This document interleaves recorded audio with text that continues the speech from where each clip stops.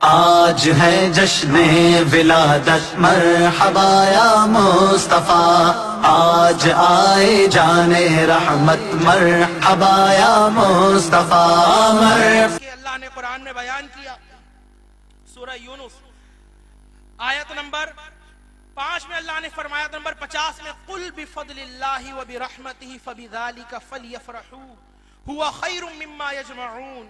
اللہ نے فرمایا محبوب آپ فرما دیجئے کہ رب کے فضل اور اس کی رحمت پر ہی مسلمانوں کو چاہیے کہ خوشیاں منائیں۔ اللہ نے فرمایا لولاک لما خلقت الافلاک، مصطفیٰ گر تو نہ ہوتا اس آسمان کی چادر کو ہی نہ تانتا۔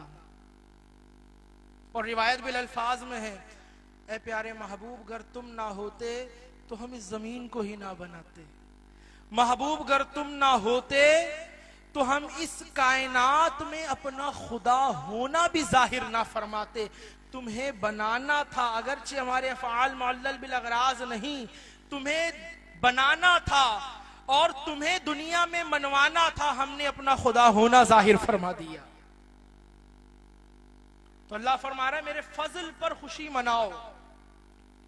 اور حدیث میں ہے کہ اللہ فرماتا ہے لولاک لما خلقت الافلاک، مصطفیٰ اگر تو نہ ہوتا یہ کائنات ہی نہ بناتا۔